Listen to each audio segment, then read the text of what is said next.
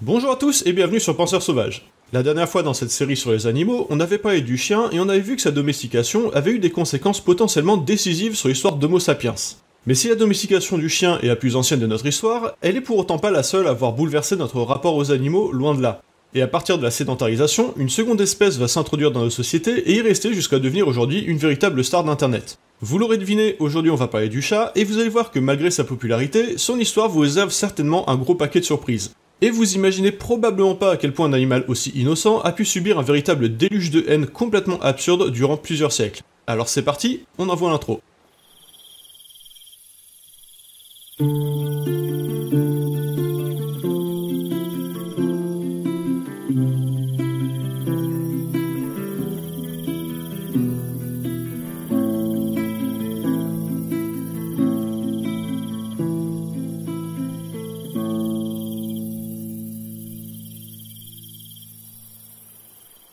On est en 2020 et vous êtes sur internet. C'est donc peu probable que j'ai besoin de vous le rappeler, mais dans le doute, le chat c'est ce petit carnivore poilu de la famille des félins que vous avez probablement déjà aperçu dans les pubs pour Whiskas. Aujourd'hui, le chat est l'animal de compagnie le plus apprécié des Français, dépassant même le chien en population. Et pas qu'un peu, puisque parmi les 50% de foyers qui possèdent un animal familier, on compte à ce jour 7,26 millions de chiens pour pas moins de 12,68 millions de chats. Ce qui revient à dire que statistiquement, environ un Français sur 6 a un chat comme animal de compagnie. Autant dire que c'est assez peu probable que vous en ayez jamais vu.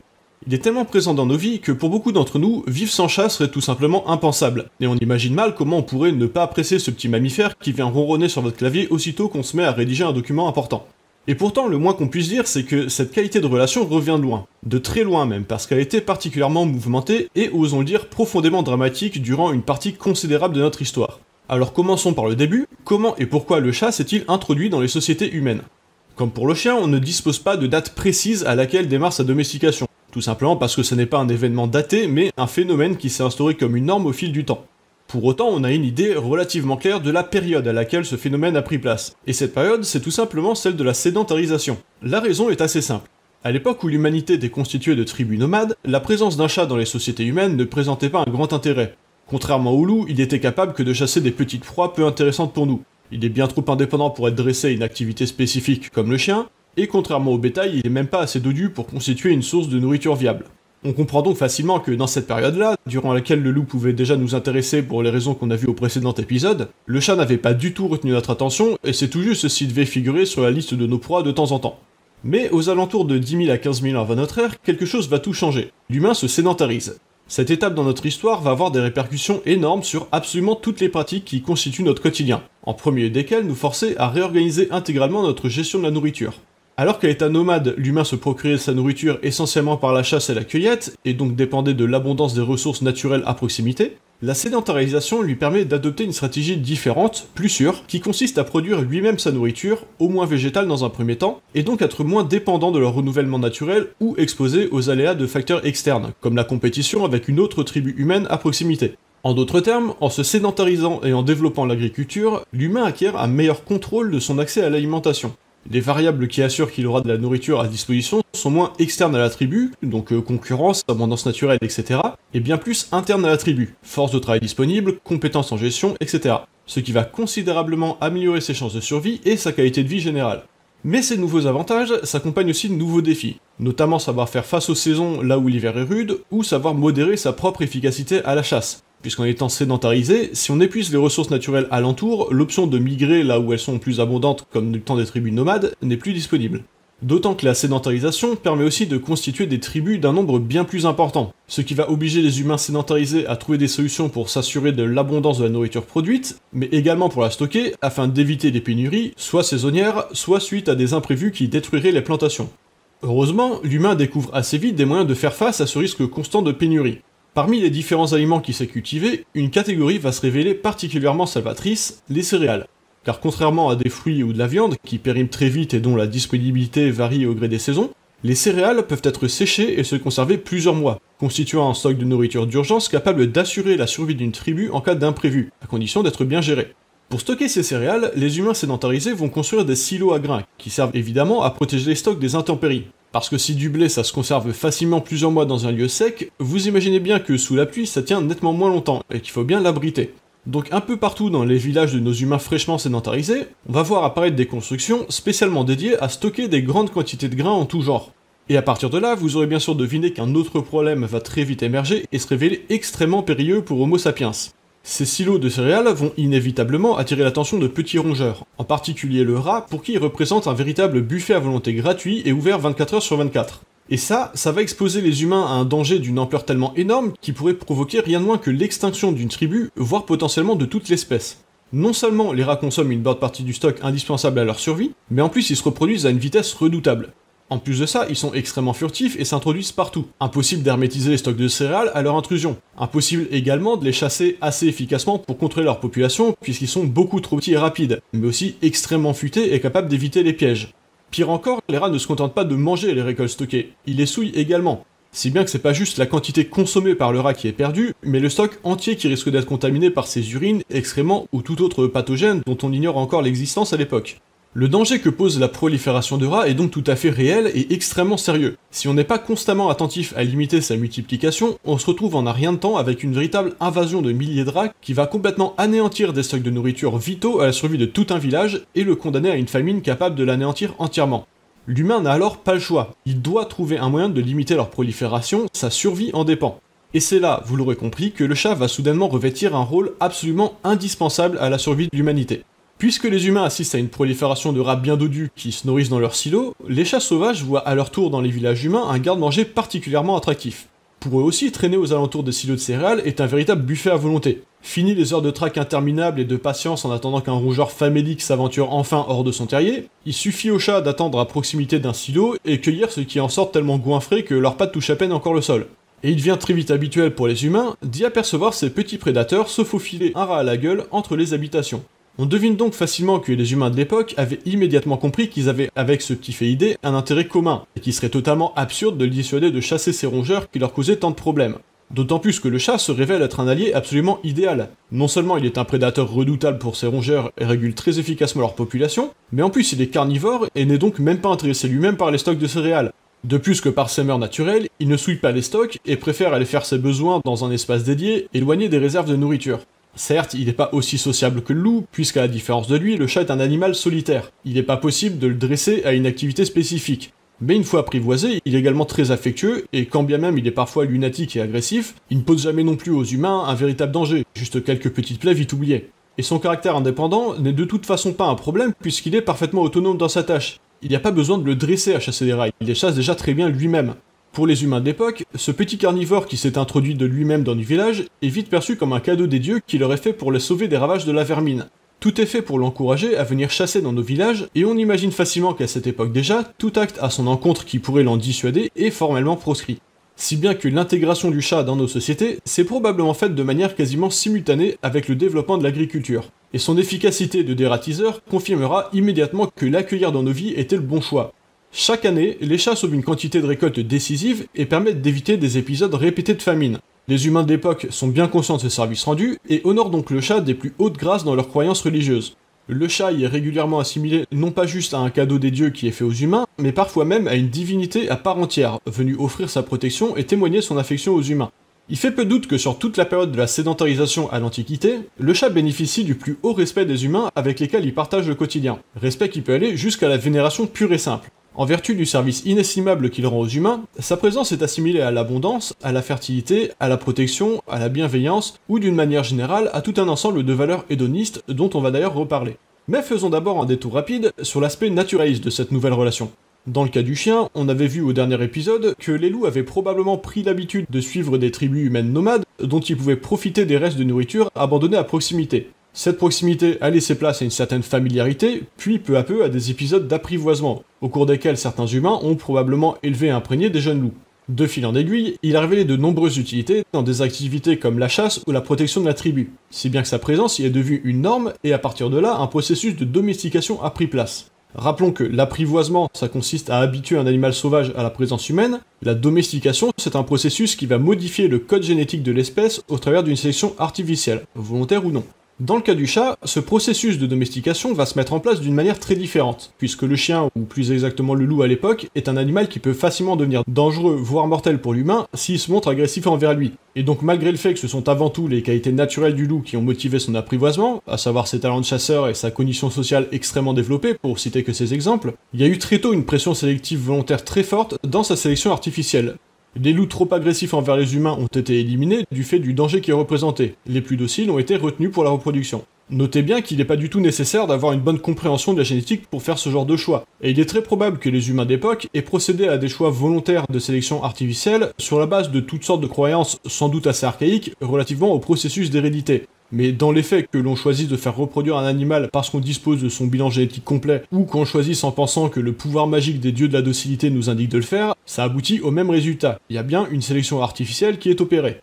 Dans le cas du chat, il est assez peu probable qu'on ait procédé de la même manière. On n'a pas besoin qu'un chat soit docile et obéissant pour être efficace et dératisé. De même qu'un chat agressif, puisqu'il pose pas de grands dangers pour nous, peut être facilement toléré. Du moment qu'il chasse les rats, il suffit de lui foutre la paix et tout le monde est content. En fait, il est tellement indépendant qu'on pourrait se demander comment le processus de domestication a juste pu avoir lieu, puisqu'il n'y a virtuellement aucun besoin d'intervenir dans sa sélection pour qu'il nous soit utile. Et pourtant, elle a bien eu lieu. Et le plus probable, c'est qu'elle se soit opérée de manière involontaire, un peu comme si le chat s'était domestiqué lui-même. Parce que si l'humain n'a pas ou peu eu besoin d'intervenir dans la sélection reproductive des chats, il reste que les plus dociles se sont laissés approcher par les humains, qui, rappelons-le, avaient tout intérêt à lui témoigner de l'affection et de la gratitude plutôt que de lui faire du mal. De là, ces chats ont non seulement pu bénéficier de certains soins de notre part, mais également se sont vite sentis à l'aise et en sécurité parmi nos ancêtres. Plus besoin pour eux de fuir, de se cacher, de se faufiler entre leur tanière et le village pour pouvoir chasser. Il suffisait de rester vivre sur place, et même de profiter du confort et de la sécurité des habitations humaines, dont il est très probable qu'on leur ait ouvert la porte sans grande hésitation.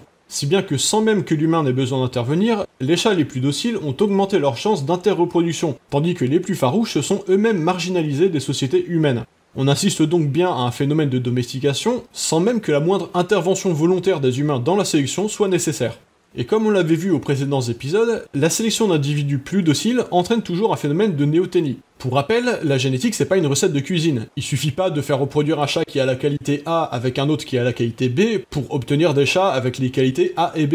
Le plus souvent, les qualités en question sont liées génétiquement à tout un ensemble de traits dont on ignore jusqu'à l'existence. Et même lorsque la sélection est volontaire, il est inévitable que le résultat diverge plus ou moins largement de ce qui était attendu. D'autant qu'il y a une bonne part de hasard dans la transmission génétique. Et en l'occurrence, la docilité qui a été retenue, volontairement ou accidentellement pour le chien comme pour le chat, est un caractère juvénile. Être affectueux et obéissant est un atout pour l'animal en jeune âge, lorsqu'il bénéficie d'une production parentale. Mais beaucoup moins passé à la maturité, où il est le plus souvent dans son intérêt d'être à l'inverse exigeant ou agressif. Du coup, ce qui se passe lorsqu'on sélectionne à la reproduction, donc à l'âge adulte, des individus dociles, c'est qu'on sélectionne inévitablement ceux dont les traits juvéniles sont maintenus après la maturité sexuelle. Là où à l'état sauvage, c'est le plus souvent à l'inverse, les individus dont les traits juvéniles ne sont pas maintenus à l'âge adulte qui ont les meilleures chances de reproduction. Et c'est exactement ça que consiste la néoténie, augmenter la conservation des traits juvéniles passé la maturité sexuelle.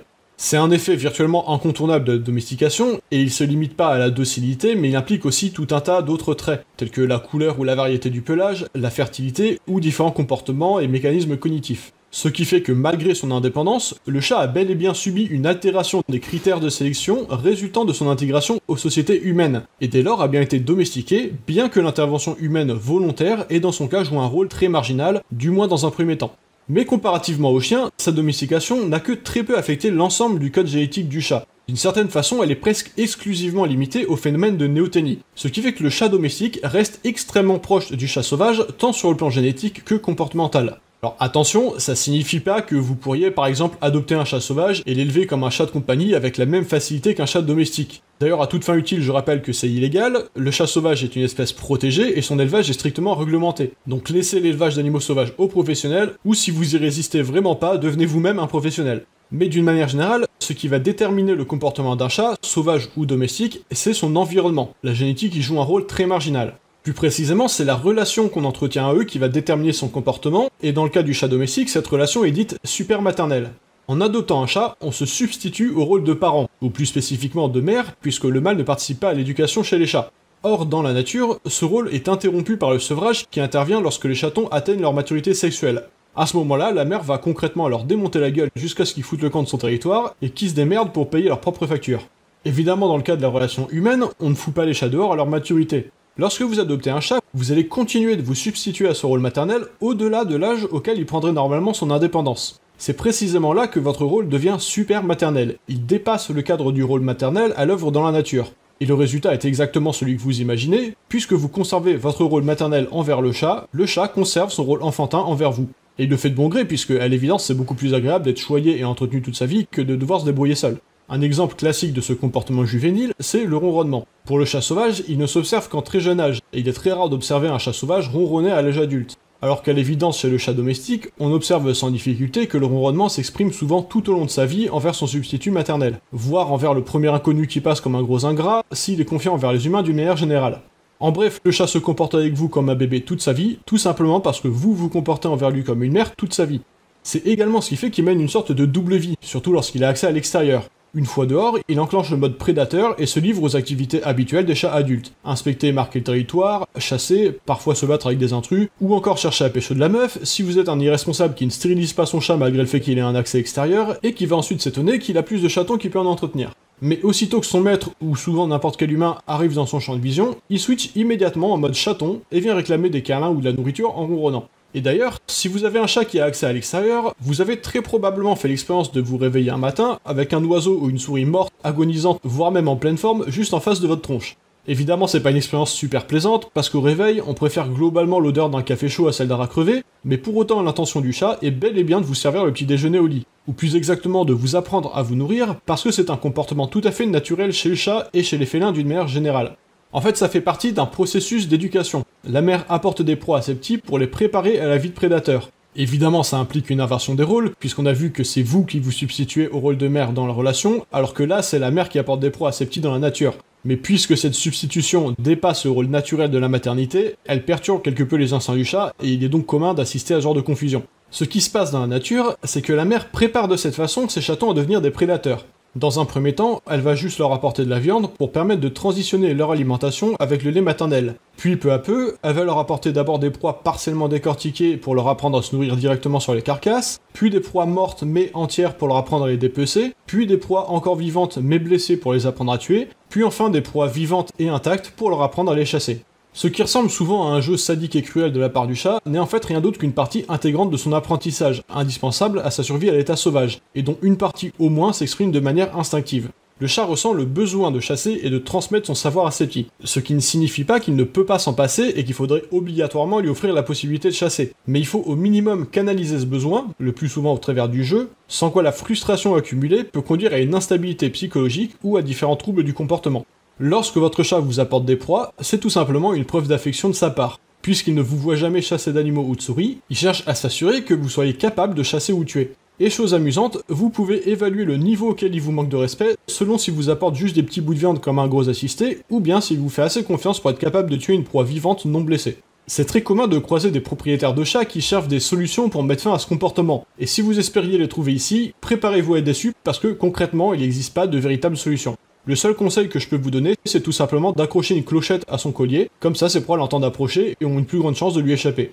Après, en théorie, vous pouvez aussi essayer de chasser et tuer des souris devant lui pour lui montrer qui c'est le prédateur alpha dans le quartier. Mais a priori, si vous êtes ce genre de thug, ça vous dérange pas forcément de manger du rat crevé au petit-déj de toute façon, donc c'est pas trop l'idée. En bref, nos chats ont beau être domestiqués, c'est concrètement des petits fauves bipolaires qui alternent entre bêtes sauvages et gros chatons dès que vous apparaissez.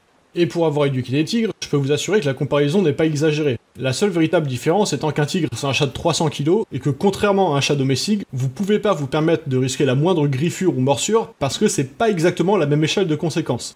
Donc même si le comportement est quasiment identique, la nécessité de les éduquer correctement est toute différente. Parce que oui, un chat ça s'éduque, même si c'est plus subtil qu'avec un chien. Et du coup, avant de clore cette parenthèse naturaliste, on va parler rapidement du comportementalisme félin. Il faut garder à l'esprit que chez un chat, en particulier un chaton, le jeu est une forme d'apprentissage à la chasse et que ça fait partie d'un panel de comportements instinctifs. Ce qui veut dire que si vous l'empêchez de l'exprimer, par exemple s'il est enfermé dans une cage à longueur de journée, ça s'appelle de la négligence, ne faites jamais ça, vous contrariez l'expression d'un besoin naturel et instinctif et vous allez obtenir un chat totalement instable ou alors sujet à une forme de dépression sévère. Ni l'un ni l'autre n'est souhaitable. En revanche, lorsque vous jouez avec, il faut aussi garder à l'esprit que vous l'incitez à exprimer ce comportement et que vous renforcez son attrait pour le jeu, donc la chasse. Ce qui fait que si vous êtes constamment en train de l'inciter à jouer, vous l'éduquez à être hyperactif et c'est peu probable que ça s'accompagne pas d'une forme d'agressivité. C'est là l'erreur la plus commune dans l'éducation du chat. Parce que quand on a un chaton, forcément, on meurt d'envie de le faire jouer, tout simplement parce que c'est adorable de le regarder le faire. Seulement si vous abusez trop avec ça, une fois adulte, vous allez avoir un chat hyper actif et probablement agressif. Donc aussi marrant que ce soit, sachez limiter ces stimulations. Le plus simple est d'éviter autant que possible d'initier le jeu et d'attendre qu'il manifeste de lui-même une envie de jouer. Ce qui est pas bien difficile parce que ça le prend pas non plus qu'une fois tous les 36 du mois, il suffit d'attendre qu'il sape son quart d'heure de folie quotidien. Mais si vous passez la journée à le réveiller pour le faire courir après un laser, eh ben il faudra pas vous étonner que lui aussi vous réveillera toute la nuit pour jouer.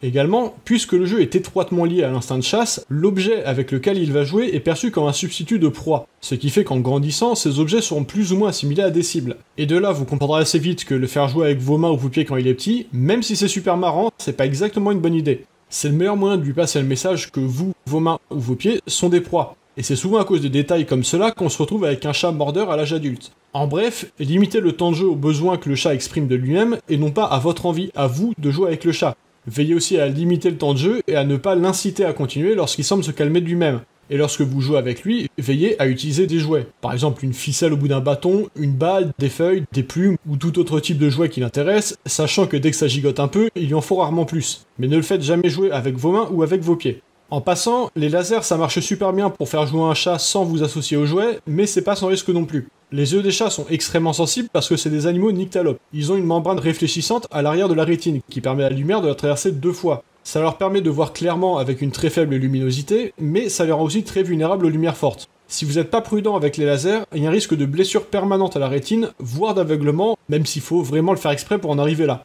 Donc je dis pas qu'il faudrait interdire les lasers avec les chats, mais faites attention quand même et ne les pointez jamais directement vers leurs yeux. Il n'y a pas de modèle éducatif tout prêt et universel pour bien éduquer un chat, parce que tout dépend du caractère de votre chat et de ce que vous attendez de lui. Par exemple, si vous voulez un chat joueur actif, ou à l'inverse, un chat câlin et calme. Mais j'ai pris le temps de lisser quelques conseils de base pour assurer du mieux possible que vous et votre chat bénéficiez d'une bonne relation. Premièrement, ne pas hésiter à adopter un chat adulte plutôt qu'un chaton. Bien sûr, un chaton c'est super craquant et on préfère tous assister à cette période de sa vie. Mais ça passe aussi très vite. Un chaton c'est sevré entre 4 et 8 semaines et sexuellement mature entre 9 et 12 mois. Ce qui veut dire que sa période chaton, elle dure au maximum une dizaine de mois sur une durée de vie moyenne de 15 ans. Donc n'adoptez pas un chaton sans être conscient du fait qu'il ne le restera pas longtemps. Si vous comptez vous enlacer quand il sera devenu adulte, contentez-vous de regarder des vidéos de chatons sur YouTube, ce sera mieux pour tout le monde. De plus, l'avantage d'un chat déjà adulte, c'est que son caractère est déjà construit. Avec un chaton, on sait jamais trop d'avance ce que sera son caractère à l'âge adulte. Avec un chat adulte, au moins, vous savez dans quoi vous vous embarquez. Donc si vous avez une idée assez précise du caractère de chat qu'il vous faut, n'hésitez pas à en prendre un qui soit déjà adulte et qui corresponde à ce caractère, plutôt qu'un chaton qui pourrait avoir le caractère opposé une fois adulte. Deuxièmement, ne pas hésiter à prendre 2 chats plutôt qu'un seul, surtout s'il s'agit de chats actifs. Bien sûr, ça implique de prévoir 2 fois le budget en litière, nourriture et soins vétérinaires, mais ça reste très abordable. Comptez en moyenne 20 € de dépenses par mois et par chat en étant large. Le gros avantage à avoir 2 chats au lieu d'un seul, c'est que les chats se tiennent compagnie l'un à l'autre et peuvent jouer l'un avec l'autre. C'est pas du tout indispensable dans le cas d'un chat calme pour lequel vous êtes très présent, mais c'est très fortement recommandé pour des chats très actifs qui vont passer la journée seuls chez vous 8 heures par jour ou plus si vous avez un emploi. Parce que là encore, si votre chat s'ennuie toute la journée quand vous travaillez et que lorsque vous rentrez enfin du travail, vous dormez la moitié du temps, faudra pas vous étonner d'avoir des cernes au travail le lendemain. D'autant que le chat est nocturne et crépusculaire, donc il va dormir toute la journée quand vous bossez et vouloir jouer toute la nuit quand vous dormez. Alors certes, le chat est solitaire à l'état sauvage, mais il est aussi stimulé par son environnement. Dans une maison ou un appartement, le quotidien du chat peut vite devenir très routinier et lassant au point qu'il se mette à faire des bêtises par ennui. Avoir un compagnon est donc un excellent moyen de briser la monotonie et de lui offrir un environnement satisfaisant en termes d'interaction sociale. Troisièmement, évitez autant que possible de le surstimuler. Ce qui veut pas dire qu'il faut pas jouer avec, au contraire. Mais prenez part aux sessions de jeu lorsqu'il les initie lui-même et évitez de les initier à sa place, même si ça a l'air de beaucoup l'amuser. Adaptez-vous au chat. Lorsqu'il est calme, faites-lui des câlins. Lorsqu'il est actif, jouez avec lui, et pas l'inverse. Et quand vous jouez avec lui, sachez aussi faire des pauses ou limiter le temps de jeu, ne serait-ce que pour voir s'il a vraiment envie de continuer de jouer, ou s'il continue juste parce que vous continuez de le stimuler.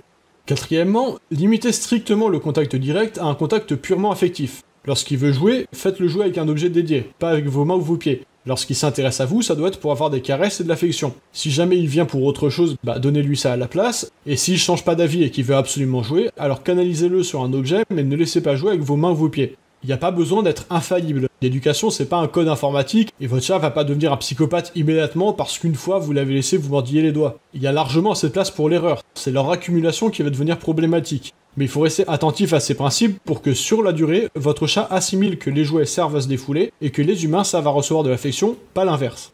Cinquièmement et dernièrement, soyez le plus présent possible pour lui. C'est tout bête, mais c'est indispensable. Plus vous serez présent dans la vie du chat, plus vous et lui serez proches. S'il vous voit qu'occasionnellement, vous serez au mieux pour lui qu'un humain qu'il trouve sympa, mais il va aussi vite s'habituer à pouvoir se passer de vous. Alors que si vous êtes avec lui la majeure partie du temps, vous allez vite devenir son meilleur ami. Bien sûr, ça dépend aussi de votre propre attente. Si vous êtes 24 heures sur 24 avec votre chat sur les genoux, faudra pas vous étonner que ça devienne un gros pot de colle dépendant aux caresses et qu'il vous laissera même pas envoyer un SMS pour appeler à l'aide. Il faut pas non plus hésiter à espacer le contact et lui faire comprendre que vous n'êtes pas toujours disponible. Mais dans un même temps, quel est l'intérêt d'adopter un chat si vous n'avez pas l'intention de passer du temps avec? Il va de soi que s'il aura d'accompagner que quelques heures par jour, alors c'est sûrement que votre mode de vie n'est tout simplement pas compatible avec l'adoption d'un chat. Si vous comptez adopter un chat, faites-le pour apprécier sa compagnie et pas pour décorer votre salon.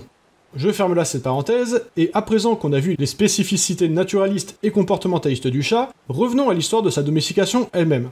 Comme je le disais, c'est à la suite de la sédentarisation que le chat a été adopté dans les sociétés humaines pour ses talents d'ératiseur. Et il s'est montré si efficace à cette tâche qu'il a été rapidement introduit comme divinité dans les folklores religieux de l'époque de différentes manières selon les cultures. Sans doute l'exemple historique le plus éloquent est celui de l'Égypte antique, où le chat était strictement considéré comme une incarnation divine sur Terre et représenté dans la mythologie égyptienne par la déesse à tête de chat Bastet, symbole de l'abondance et de la fertilité. Et les Égyptiens de l'Antiquité, ils rigolaient vraiment pas avec la religion, ce qui fait que le chat avait dans la société égyptienne un statut extrêmement élevé, potentiellement même supérieur à celui du citoyen lambda. Tuer ou simplement maltraiter un chat valait souvent la peine de mort, et lorsque le chat d'un foyer venait à mourir, la famille entière portait le deuil dans la tradition de l'époque. Non pas juste dans l'expression du deuil par la famille, notamment le fait de se raser les sourcils pour les Égyptiens de l'Antiquité, mais également dans les rites qui l'accompagnent. Les chats bénéficiaient le plus souvent des plus hautes formes de révérence post-mortem. Comme les personnalités importantes, ils étaient embaumés et momifiés. Des sarcophages plus ou moins onéreux leur étaient construits, et ils pouvaient parfois être inhumés auprès d'humains pour les accompagner dans l'après-vie, ou à défaut, ils étaient inhumés dans l'une des nombreuses et immenses nécropoles exclusivement félines d'Égypte où ont reposé des millions de chats. Le respect qui leur était témoigné était tout à fait remarquable, au point que le simple fait de sortir un chat égyptien du territoire était un crime passible de peine de mort. Et qu'est-ce qui se passe lorsqu'on punit de peine de mort l'exportation de quoi que ce soit? Eh bien forcément, on motive des marchands peu scrupuleux à l'exporter. Bah oui, s'ils punissent de mort son exportation, c'est bien que ça doit être précieux, et si le risque est aussi élevé, c'est qu'ils se vendront à prix d'or à l'arrivée. Ce qui fait que malgré cette interdiction, les marchands d'époque ont assez vite importé en Grèce non seulement des chats égyptiens, mais également le culte de Bastet, dont on imagine bien qu'il leur assurait de vendre ces chats importés à prix d'or. Bastet figura donc un temps comme divinité dans la mythologie grecque, comme protectrice des greniers à grains, et elle sera célébrée tous les ans par le temple de Bubastis qui lui est dédié, au travers de l'une des fêtes les plus populaires du calendrier grec. Et vous vous demandez peut-être comment cette déesse, pourtant importée de l'étranger, est devenue l'une des plus appréciées des Grecs, malgré une compétition plutôt acharnée parmi les figures de sa mythologie. La réponse est simple, le cul. Oui, parce que comme je l'ai dit, Bastet était vénéré par les Égyptiens comme symbole de l'abondance et de la fertilité. Et donc il n'aura pas fallu longtemps pour qu'on lui attribue également le pouvoir de l'amour et de l'énergie charnelle. Et forcément, quand vous vous attribuez à quoi que ce soit le pouvoir magique de donner une érection, tout de suite ça intéresse un paquet de monde. Je serais même pas étonné qu'à l'époque on ait diffusé des parchemins qui promettaient d'élargir son pénis grâce au culte de Bastet. Ça a l'air d'un détail amusant dit comme ça, mais vous allez voir que ce genre de banalités peuvent durablement marquer les esprits et que ça va avoir des conséquences particulièrement dramatiques plus tard pour nos amis félins. Parce qu'assez vite on transitionne de l'Antiquité vers le Moyen-Âge, et c'est à partir de là que l'histoire du chat va être bouleversée. Évidemment, sa réputation ne sera pas la même partout, et selon les localités géographiques et les époques, le chat reste un animal globalement respecté. On retrouve par exemple dans la législation du Pays de Galles datant des alentours du Xe siècle, des passages qui imposent un châtiment très intéressant dans le cas de figure où quelqu'un serait accusé d'avoir tué un chat. Le chat devait être suspendu par la queue avec le museau qui affleurait le sol, et l'auteur du crime était condamné à le recouvrir de blé jusqu'à ce que le bout de la queue soit entièrement recouvert. La punition était établie de sorte à représenter la quantité de récolte qu'un chat sauvait des rats au cours de sa vie, et témoigne de manière assez limpide de l'estime qui était portée au chat, dont on sait également qu'à la même époque, sa valeur marchande était équivalente à celle d'une chèvre ou d'un mouton.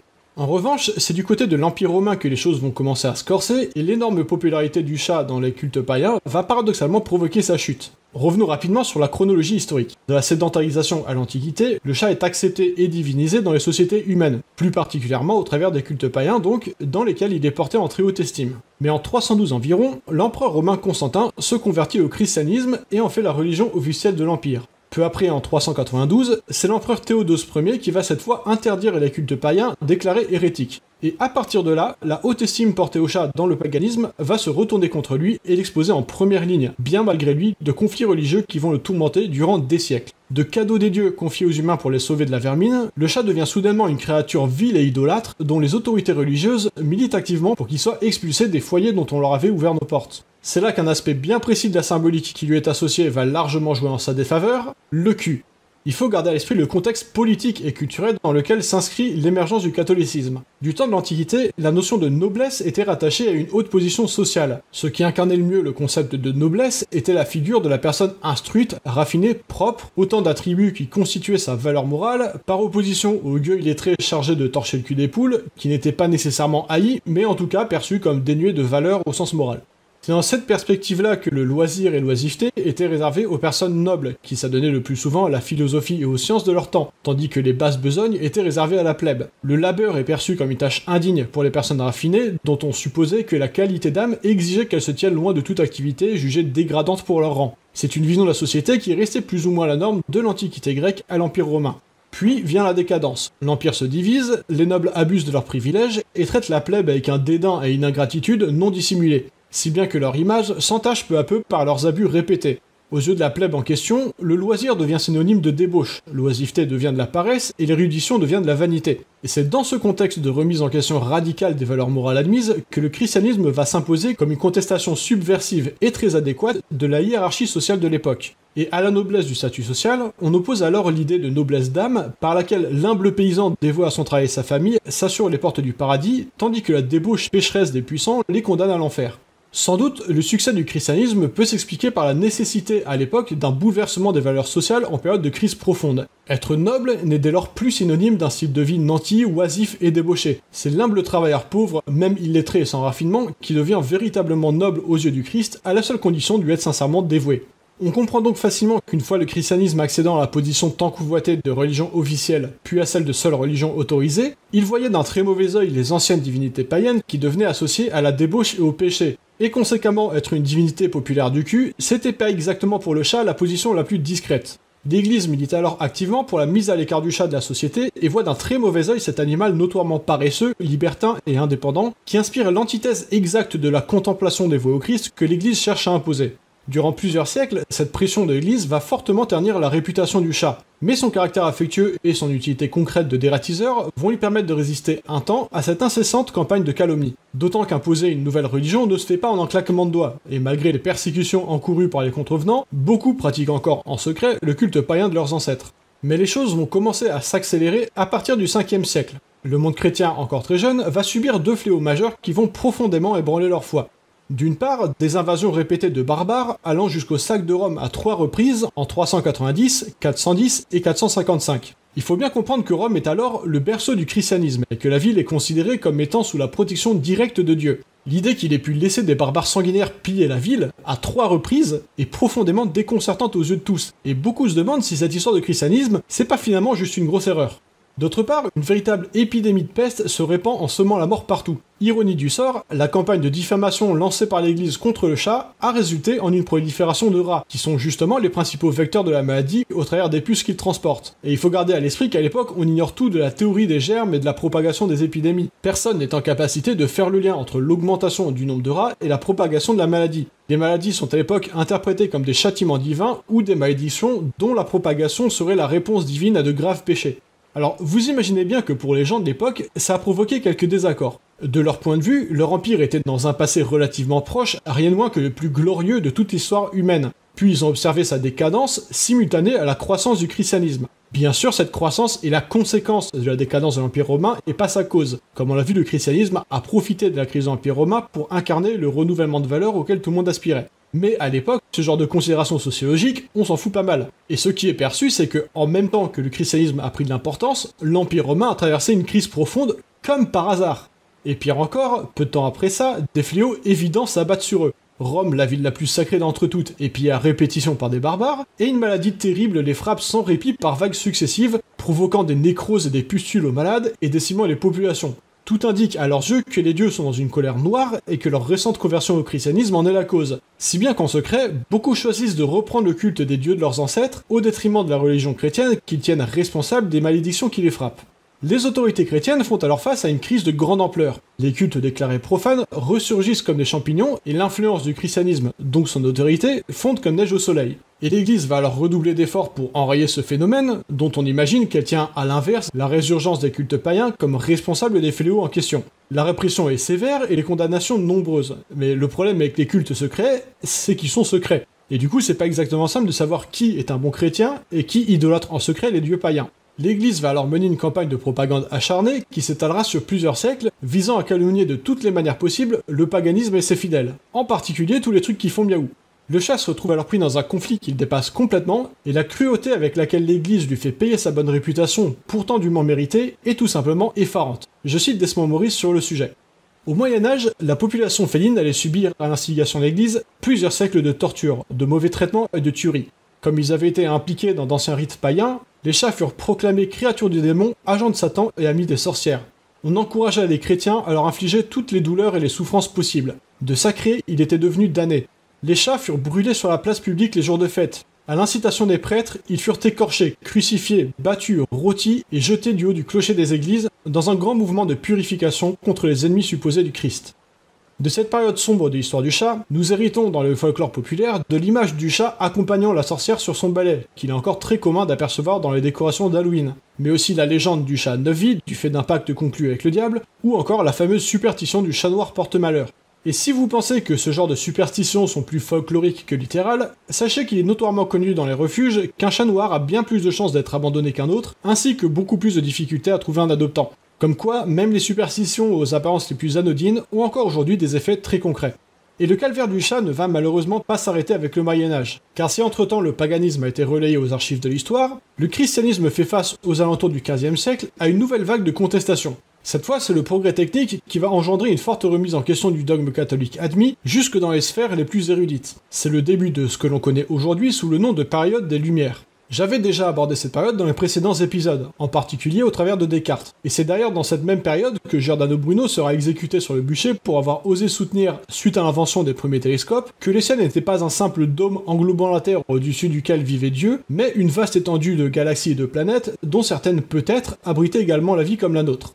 On retient de la période des Lumières l'image d'un grand renouvellement intellectuel rafraîchissant, à partir duquel les sciences se sont émancipées de la religion et ont depuis accompli un progrès remarquable. Mais il faut garder à l'esprit qu'avant de porter ses fruits, elle a consisté en une vaste période de tension pour les autorités religieuses qui, ébranlées par la remise en question constante des principes admis antérieurement depuis des siècles comme des vérités indiscutables, a choisi d'y faire face par une répression brutale et impitoyable. En 1484, le pape Innocent VIII prononce un édit célèbre, le Summis Desirante Effectibus, ou désir d'ardeur suprême, qui instaure une véritable chasse aux sorcières en Allemagne dans le cadre de l'Inquisition. Les classes populaires sont galvanisées et s'auto-radicalisent sur internet, et un peu partout on condamne, on dénonce et on lynche à tour de bras. À partir de là, massacrer des chats devient un sport national. Pendant les fêtes de la Saint-Jean, à l'occasion desquelles on organisait un grand barbecue d'hérétiques, on adopte comme tradition de jeter des chats vivants sur les bûchers des condamnés, juste histoire de bien rentabiliser le bois consumé. Peu après, au XVIe siècle, une nouvelle crise frappe l'Église. Cette fois, c'est l'émergence du protestantisme qui menace la prospérité du catholicisme et le pouvoir de ses institutions. Et l'Église catholique ne compte évidemment pas, là encore, laisser la concurrence lui grignoter tranquillement ses parts de marché. Les protestants sont persécutés, beaucoup migrent à cette occasion sur le continent américain, fraîchement découvert par le monde occidental. En Angleterre, la succession au trône d'Henri VIII donne alors place à un conflit sanglant opposant la dynastie de Tudor, en proie à une forte division interne entre les parties catholiques et protestantes de la famille. Marie Tudor, catholique, finira par obtenir le rôle après avoir fait exécuter pour trahison sa demi-sœur. Pour marquer les esprits et asseoir l'autorité du catholicisme, elle fera brûler des chats sur la place publique pour dénoncer l'hérésie protestante. Parce que pourquoi pas après tout. À peine 5 ans plus tard, celle à qui l'histoire retiendra le surnom de Bloody Mary meurt d'une maladie et c'est Elizabeth Tudor, protestante, qui lui succède. En réponse au règne cruel de sa demi-sœur, Elizabeth fera alors célébrer le chat en héros et le glorifiera comme symbole de la fin de l'oppression catholique. Je déconne. Elizabeth fera elle aussi cramer des chats sur la place publique, mais cette fois pour dénoncer l'hérésie du catholicisme. Je sais pas, est-ce que c'est vraiment trop demandé de juste foutre la paix aux chats au bout d'un moment? Je comprends que tout le monde s'est chauffé dans une ambiance là, mais ils ont rien demandé à la base, ils voulaient juste chasser des rats. Bon, heureusement, le monde ne se résume pas non plus au christianisme, et pendant qu'en Occident on s'amusait à cramer des chats au premier prétexte venu, en Orient on assiste à un âge d'or de la pensée dont s'inspireront d'ailleurs beaucoup des auteurs de la période des Lumières. Et si dans le christianisme, le chat a durablement acquis une aura maléfique en se retrouvant bouc émissaire dans plusieurs siècles de conflits religieux, dans l'islam il hérite à l'inverse du grand respect dont il jouissait au travers des croyances égyptiennes. Dans le Coran, il est d'ailleurs fait mention de Muezza, la chatte de Mahomet, qui à un moment le sauve d'une morsure de serpent, suite à quoi il lui fera preuve d'un respect révérencieux jusqu'à renoncer de s'habiller d'un vêtement sur lequel Muezza dormait. Si bien que pendant que les Occidentaux étaient occupés à argumenter leur conflit religieux par combustion de chats interposés, les Orientaux, eux, étaient plus occupés à perfectionner l'élevage de cet animal très apprécié par les hautes sphères de la société. C'est par cet élevage qu'ils finirent par obtenir une race de chat à poils longs, originaire de Turquie, qui deviendra extrêmement appréciée comme un symbole de raffinement et de noblesse, si bien qu'il sera importé en Italie par le célèbre explorateur Pietro della Valle et devient depuis lors connu en Occident sous le nom de chat persan. Cette nouvelle race va rapidement séduire la bourgeoisie italienne, puis française, jusqu'à être introduite à la cour au XVIIe siècle par Louis XIV, grand amateur de chats, qui permettra de réhabiliter une partie de son prestige perdu. C'est d'ailleurs le souverain lui-même qui finira par enfin interdire que l'on jette des chats vivants sur les bûchers de la Saint-Jean, tradition qu'il jugeait barbare et primaire. Le fait de jeter des chats sur le bûcher. Cramer les gens, ça par contre ça pouvait continuer, on va pas interdire tout ce qui est mort non plus. Le reste de l'histoire du chat rejoint à partir de là celle du chien qu'on avait abordé dans l'épisode précédent. Avec l'industrialisation, on assiste à l'émergence d'une classe moyenne qui a les moyens de s'intéresser à l'élevage d'animaux de compagnie. Les premières expositions de chats prennent place, puis les passionnés s'organisent en sociétés d'élevage. Des critères de sélection sont définis et des races sont recensées, ce qui aboutira relativement vite à la variété de races de chats que l'on connaît aujourd'hui et qui sont supervisées en France par le livre officiel des origines félines, LOOF, à ne pas confondre avec le livre des origines françaises, LOF, qui concerne les chiens. Depuis lors, le chat a largement retrouvé sa place dans nos foyers, il y est même plus que jamais apprécié, puisqu'ils sont à présent près de 2 fois plus nombreux que les chiens, alors qu'en 1990 seulement, ils étaient à peu près aussi nombreux. Ce qui est intéressant, c'est qu'aucun événement majeur n'est venu populariser d'un coup cet animal calomnié depuis des siècles. Certes, depuis peu, il a été mis en avant par sa popularité sur internet, mais cette popularité est davantage la conséquence de l'affection qu'on leur porte, bien plus que sa cause. Si le chat a rapidement regagné sa place dans notre estime, c'est tout simplement parce qu'il sait se faire apprécier, y compris lorsque son utilité de dératiseur ne nous est plus réellement indispensable. Et ça démontre assez clairement une chose, le mépris dont il a été victime et pour lequel il a été martyrisé durant des siècles est purement et simplement artificiel. Il n'a résulté de rien d'autre qu'un dogmatisme zélé et hystérique dont seules les religions ont le secret. C'est entièrement la campagne de calomnie menée par l'Église contre le chat qui a fait de lui un animal méprisé et maltraité, en dépit de son caractère affectueux et de l'immense service qu'il nous a rendu au cours de notre histoire. Lorsque l'influence du christianisme a commencé à décliner, que ce soit à la suite de l'émancipation des sciences ou de la séparation de l'État et du clergé, ces campagnes de calomnie ont cessé d'avoir autant d'influence et le chat a su naturellement reconquérir la place qui lui est due dans notre estime.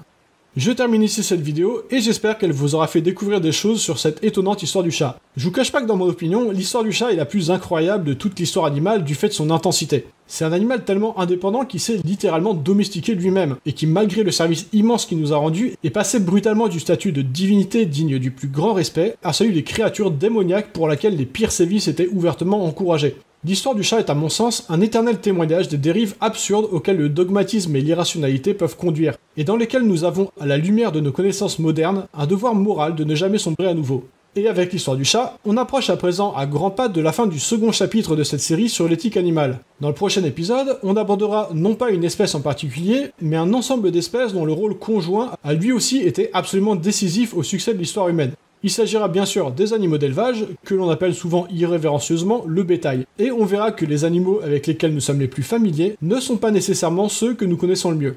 Cet épisode est donc terminé, j'espère qu'il vous a plu et que vous avez appris des trucs, et j'en profite pour rappeler une chose importante relativement à ma chaîne. Comme vous le savez, toutes mes vidéos sont sous licence libre et ma chaîne est intégralement démonétisée. Lorsque j'ai fait ce choix, il impliquait seulement de renoncer aux revenus publicitaires, et puisque je supporte pas la publicité moi-même, j'y ai renoncé volontiers. Sauf qu'entre temps les règles ont changé sur YouTube, et le fait de ne pas être monétisé me pose maintenant un problème un peu plus délicat. Puisque mes vidéos ne génèrent pas de revenus publicitaires, YouTube est très réticent à les promouvoir. Et ça c'est nettement plus chiant pour moi que juste renoncer aux revenus publicitaires. Parce que faire des vidéos ça demande beaucoup de travail, et forcément l'idée c'est pas exactement qu'elles soient vues par personne ensuite. Alors, je pourrais simplement réactiver la monétisation sur ma chaîne, mais outre le fait que je déteste les pubs et que ça me plaise pas d'en imposer aux autres, lorsque je réalise des vidéos, je veux pouvoir être concentré sur la qualité de mon contenu, pas sur des techniques à la mode pour maximiser le nombre de vues, et pas sur les moyens de m'auto-censurer pour éviter la démonétisation. Donc aussi longtemps que ça restera un minimum viable de ne pas monétiser mes vidéos, je continuerai de ne pas les monétiser. Mais du coup, vous qui les regardez, vous avez aussi un rôle important à jouer pour rendre ça possible, parce que sans votre soutien, ça peut tout simplement pas fonctionner.